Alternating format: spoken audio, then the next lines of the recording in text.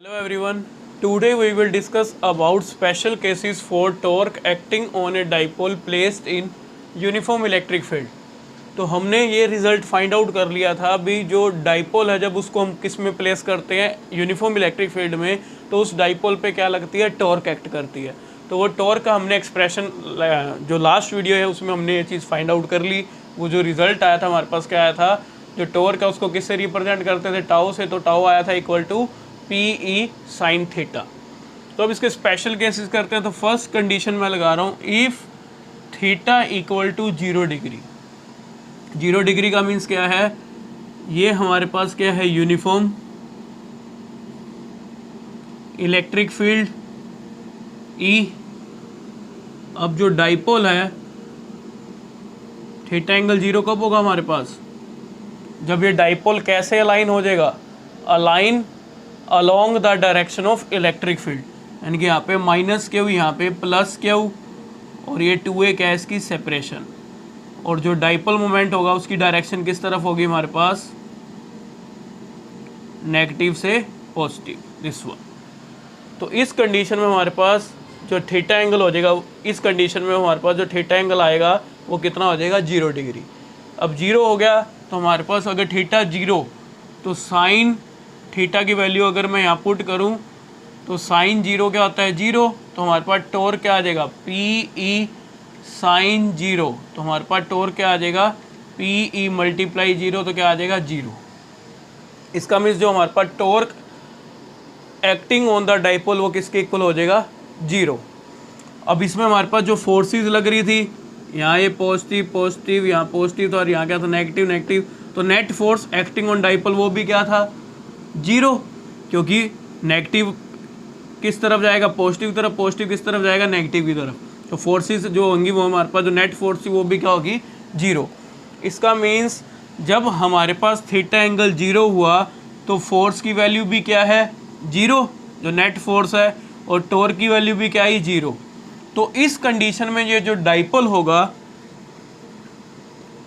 Electric dipole कि ये जो कंडीशन होगी वो कौन सी होगी, स्टेबल इक्विलिब्रियम वाली कंडीशन। कौन सी होगी हमारे पास, stable equilibrium. Electric dipole is in stable equilibrium. अब इसका मीन्स क्या है स्टेबल इक्विलिब्रियम, मैंने क्यों कहा, ये इक्विलिब्रियम की कंडीशन तो थी हमारे पास, यहाँ पे थीटा क्या था 0 डिग्री, टॉर्क भी 0 हो गया, नेट फोर्स भी 0 होगी, जो किस पे एक्ट कर रही थी डाइपोल पे, वो भी 0 है हमारे पास। तो हमारे पास जो इलेक्ट्रिक डाइपोल होगा वो किस में होगा इक्विलिब्रियम। लेकिन मैंने आगे लिखा स्टेबल। स्टेबल की कंडीशन क्या है, देखो अब इस चीज़ को समझना। मान लो मैं इसी डाइपोल को थोड़ा सा डिस्प्लेस कर दूं, ये चीज़ मैंने ऐसे इसको डिस्प्लेस कर दी हल्की सी, तो ये जो डाइपोल होगा वो अपने आप ही अलाइन हो जाएगा along the direction of electric field. वो ये वापस अपनी यही शेप वापस ले लेगा। ऐसा क्यों लेगा, क्योंकि नेगेटिव चार्ज जो हमारे पास नेगेटिव चार्ज होगा वो किस तरफ था, इस पे फोर्स इस तरफ लग रही थी, हमारे पास जो पॉजिटिव चार्ज है उस पे फोर्स किस तरफ लग रही है, इस तरफ लग रही है। अब जो टॉर्क होगा वो टॉर्क क्या करेगा, इसको अलाइन करेगा। अलाइन किस तरफ करेगा, along the direction of electric field. किस तरफ करेगा, along the direction of electric field.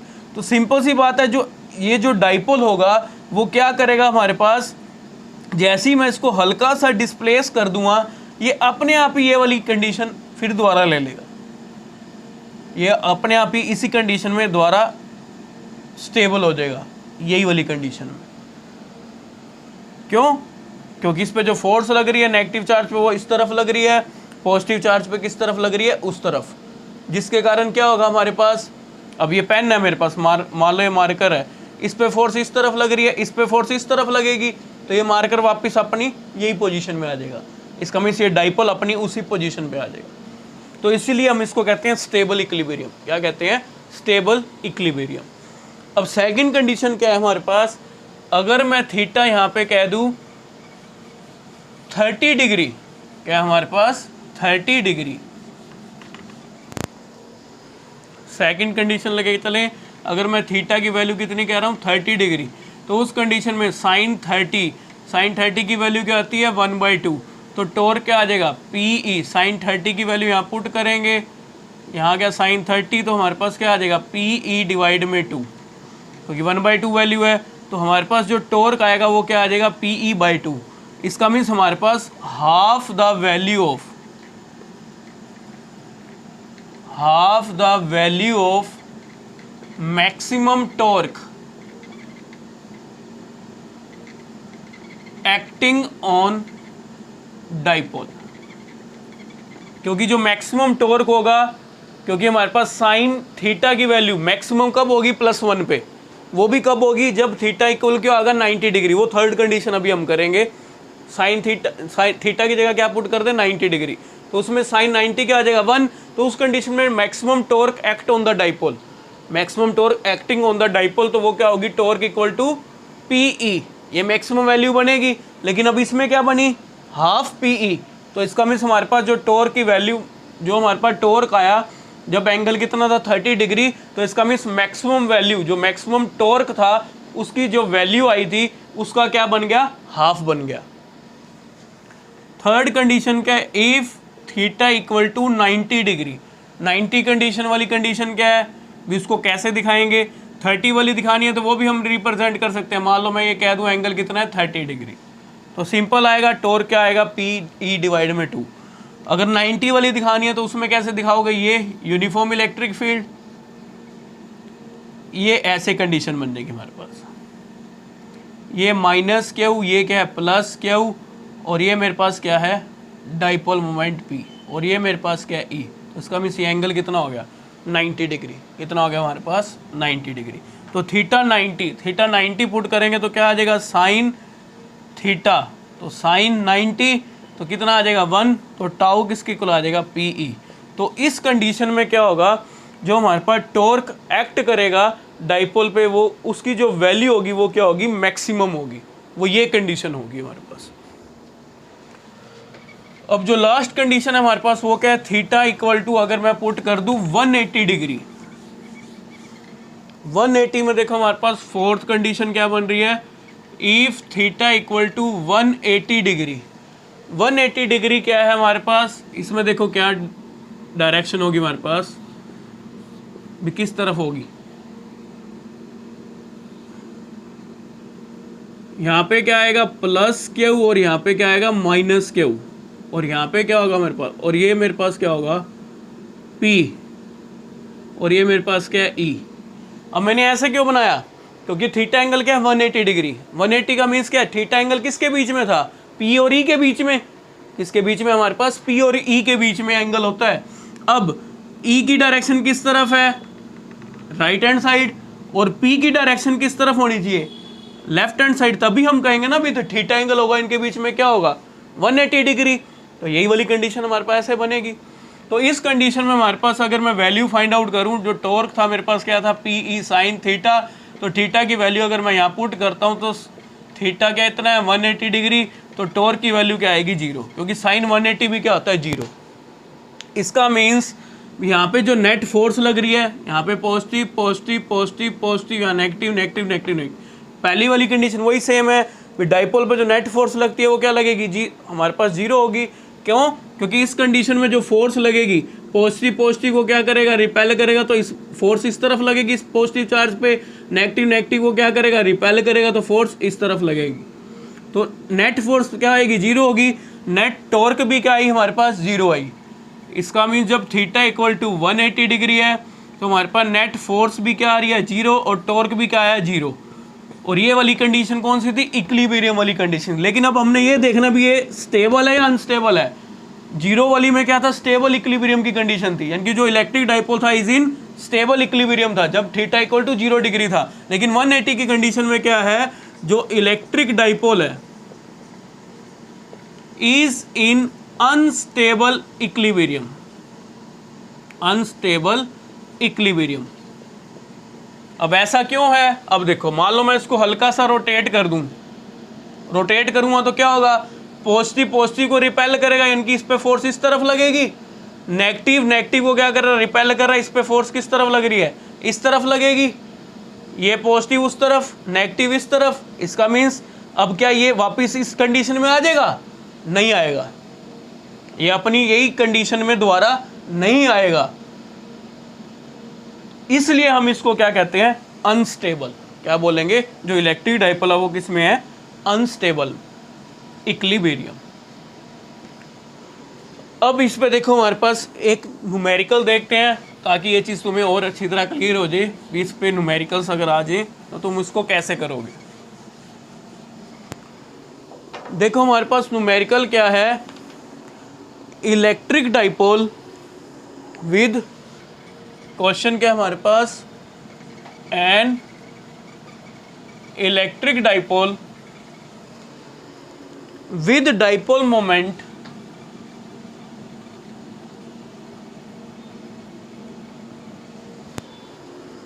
Four multiply 10⁻⁹ coulomb metre is aligned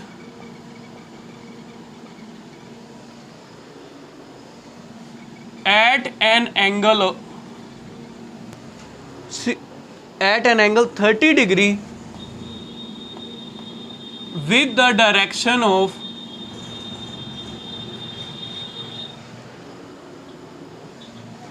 uniform electric field.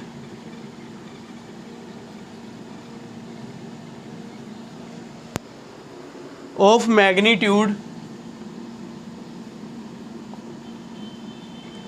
5 × 10⁻⁴, sorry +4 है, न्यूटन पर कूलम। कैलकुलेट द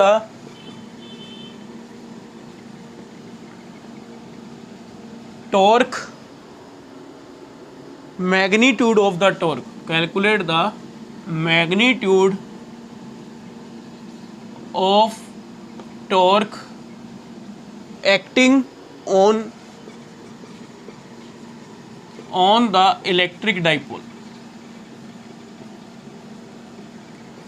तो देखो हम इसको कैसे करेंगे। पहले अब इसमें देखो क्या क्या चीज़ गिवन है। Electric dipole with dipole moment, dipole moment हमें पता है, उसको हम P से रिप्रेजेंट करते हैं। वो वैल्यू कितनी दी हुई है, 4 × 10⁻⁹ कूलम मीटर। इज अलाइंड, जो डाइपोल मोमेंट है P वो अलाइंड है at an angle theta, at an angle 30 degree, यानी कि थीटा की वैल्यू कितनी है 30 degree, with the direction of a uniform electric field, यानी कि P और E के बीच में जो एंगल है वो थीटा एंगल कितना है 30 degree.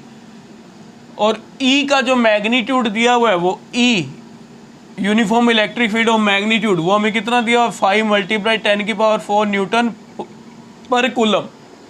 Calculate the magnitude of torque, हमें क्या निकालना है, टाउ निकालना है। तो ये तो हमें चीज़ गिवन है, ये गिवन है और इसको हमें फाइंड आउट करना है।